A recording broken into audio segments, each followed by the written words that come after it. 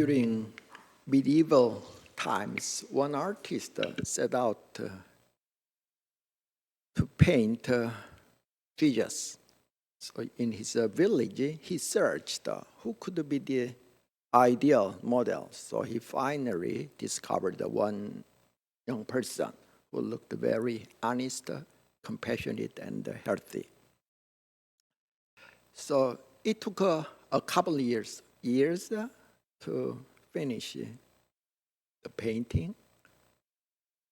And after several years, he would like to paint the portrait of Judas, the betrayer of Jesus. In the same way, he searched for some perfect model,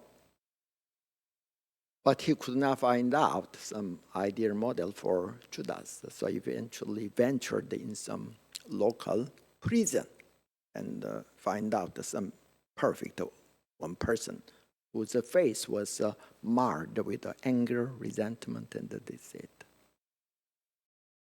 When he started to paint Judas, he looked very familiar. And then he discovered that that person was the model of Jesus that he used several years ago. The young man, after taking a lot of money, he has taken a very dark path, which eventually led to imprisonment. So in our daily life, we sometimes live just like Jesus, sometimes just like Judas. And depending on how we use our mind, for example, our choice that we make, our destiny, our life would become very different. But there's one problem. We know that. The problem is we cannot use our mind freely. For example, in a certain situation, you would like, for example, I wish not to be angry, not to be disappointed. I would like to forgive that person. I would like to let go of jealousy or unwholesome desire. But many times we cannot control our mind. Our mind functions automatically in some direction without our intentioning it.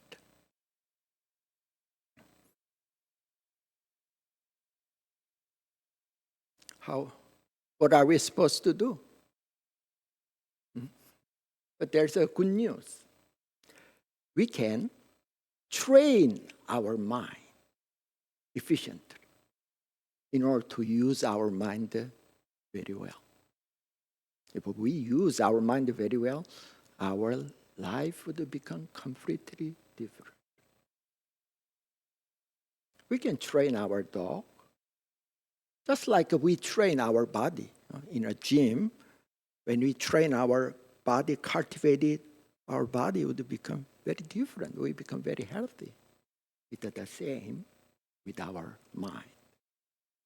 But unlike training our body, when we train our mind, the benefit would be really enormous. It's really boundless.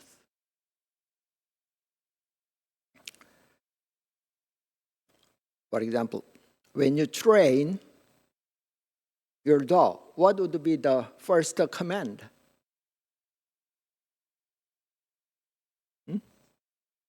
Yeah. When the dog is seated, it calms down and pay attention to your word, to your next command. exactly like that when our body is seated, just like we did 30 minutes ago. From 30 minutes ago, our mind starts to settle down. When our mind begin to settle down, very naturally our mind become very wide so that we can make a very good choice. According to the statistic, do you know after the introduction of this, ADHD children increased exponentially. There were two events after this advent of these two introduction. ADHD children started to increase exponentially. What to do with that?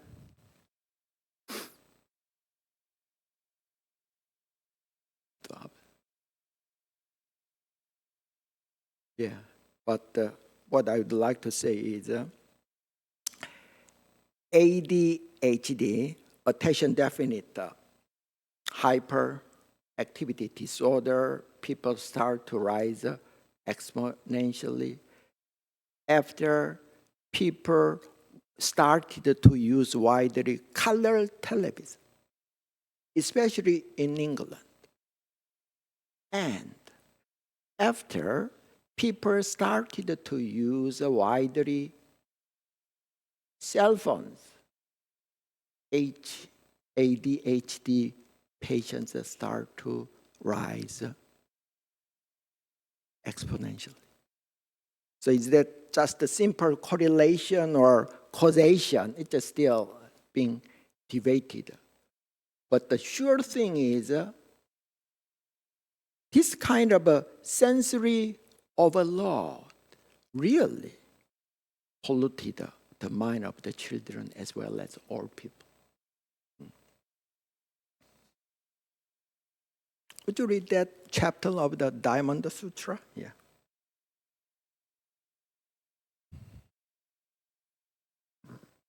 Diamond Sutra, Chapter 14.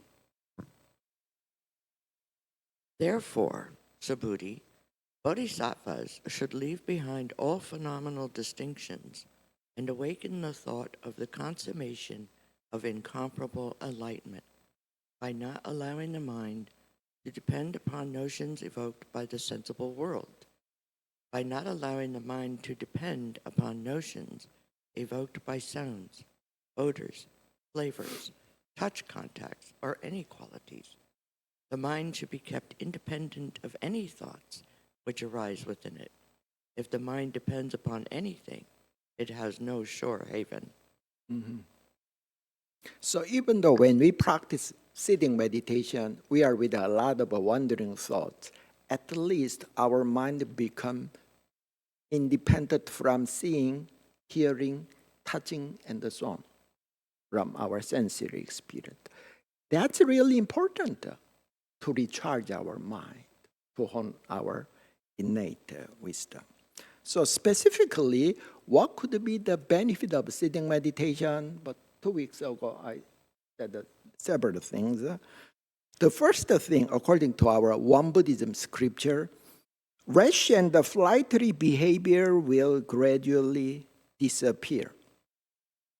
When we see the image of a Zen master, they appear very free and unrestrained. But they possess a certain depth and gravity. When I was a little, my uncle gave me some rally-pally. It's the Christmas gift. It's so strange. When it's knocked down, it immediately writes itself up. It's a very strange thing to me. It was a very simple thing. I later discovered inside the belly of the rally-pally, they put some heavy metal. That's why when we meditate, a lot of energy will become accumulated in our energy center, in our dungeon, lower abdomen. So there are a lot of medical study shows meditation rewire our brain to fight more efficiently against stress.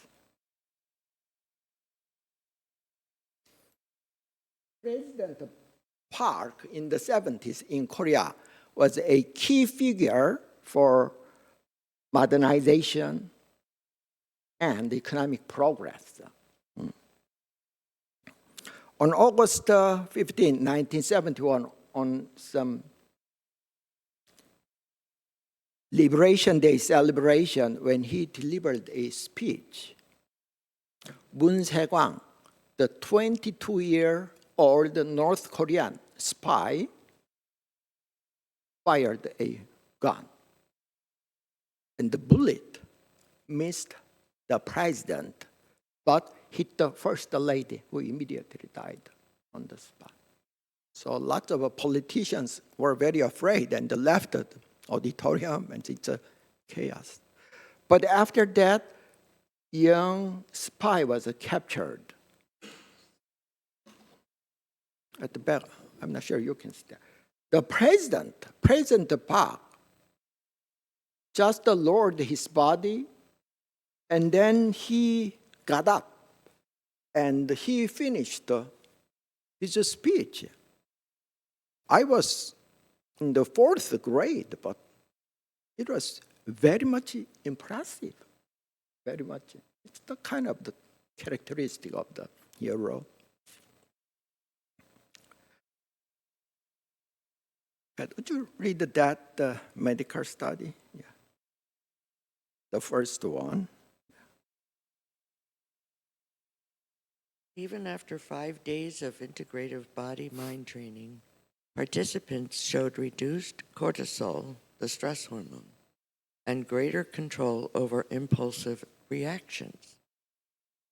Short-term meditation training improves attention and self-regulation, written by Tang YY et al. Yeah, the next thing.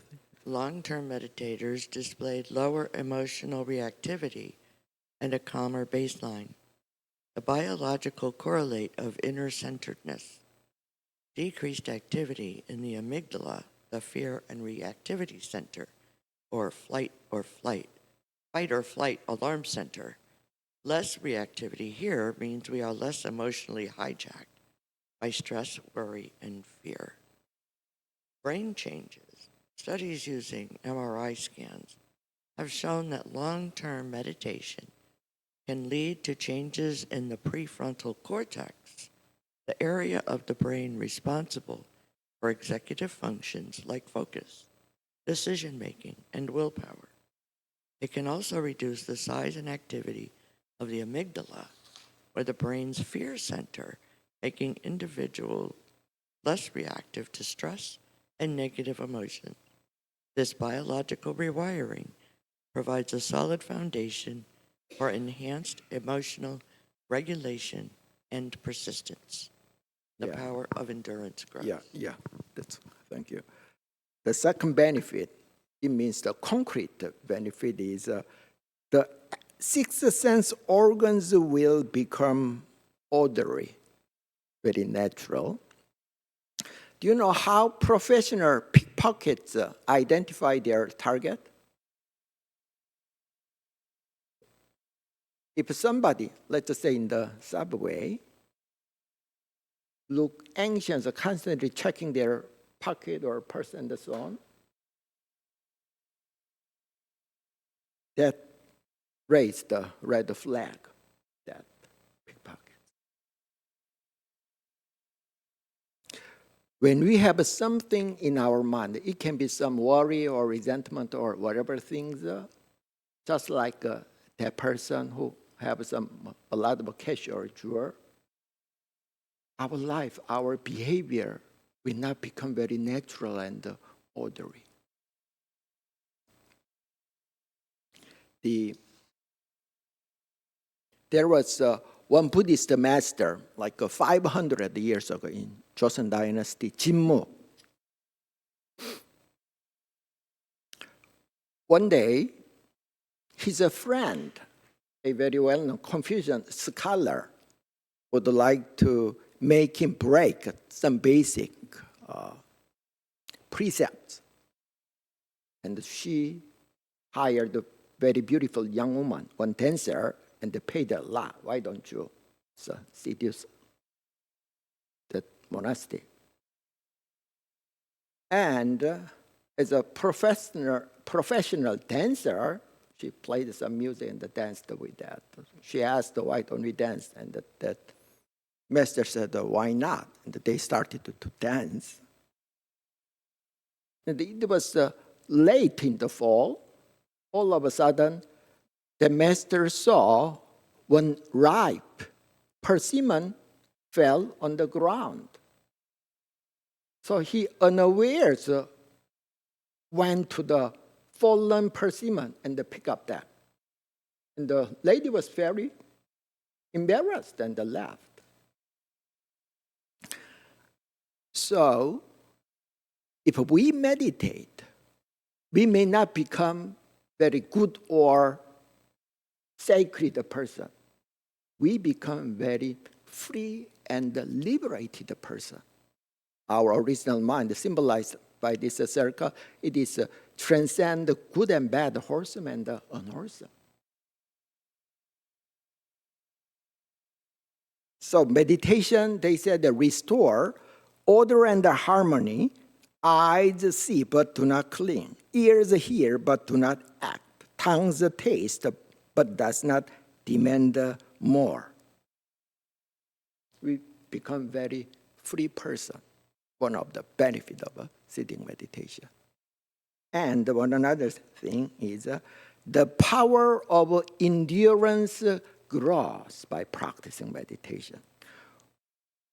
What is one of the characteristics of the successful person in whatever area? They are very persevering, enduring. It's their characteristic.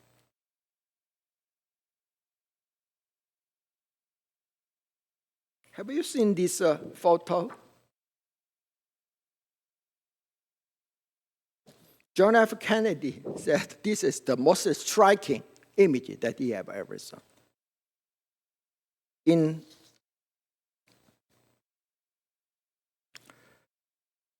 the early 60s, the Vietnamese government started to oppress Buddhism.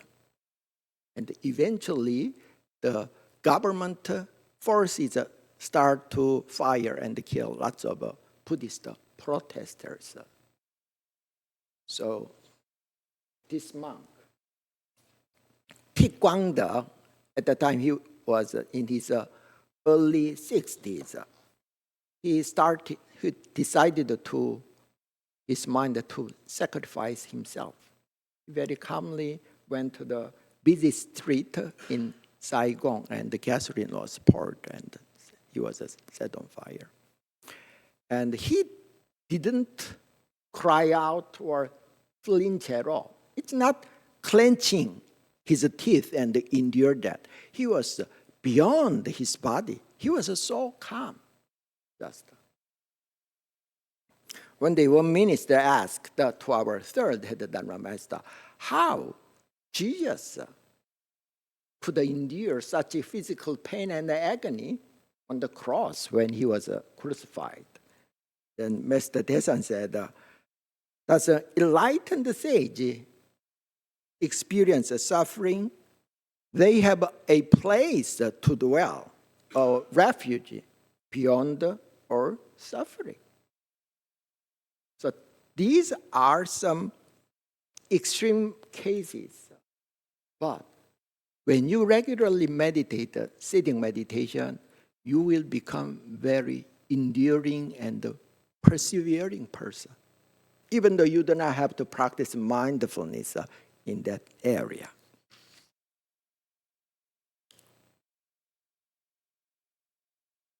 The second part, would you read that? Yeah. About the endurance, a lot of medical doctors and neuroscientists studied that. Kobe Bryant and Novak Djokovic have spoken about using mindfulness meditation to stay focused under immense pressure, allowing them to endure grueling training and competition. How meditation works to stay focused under immense pressure. A 2020 study on university athletes found that a 5-week mindfulness program enhanced their endurance performance and executive functions.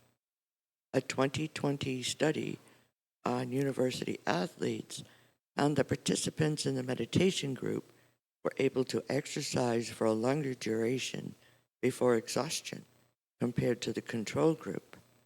Meditation has also been shown to help people manage stress, a major factor that can derail perseverance. By reducing stress hormones like cortisol, meditation allows individuals to cope more effectively with adversity, thereby building resilience and staying power. Okay, thank you. So our Mr. Desan said there are two kinds of thieves. One is a small thief. They steal our material possession. That's a small thief. Greater thief is the one who steals our original mind. So in Taoism, our sixth sensory organs is called Ojak, five thieves. So in order to guard our mind, let our mind free from seeing, hearing, touching, and so on is very much important, apart from our practicing sitting meditation. So if a sitting meditation is a little harder, prostration, chanting meditation, or just hiking in the mountain, whatever forms, meditation is possible to recharge our mind, strengthen our body and mind. Okay, thank you.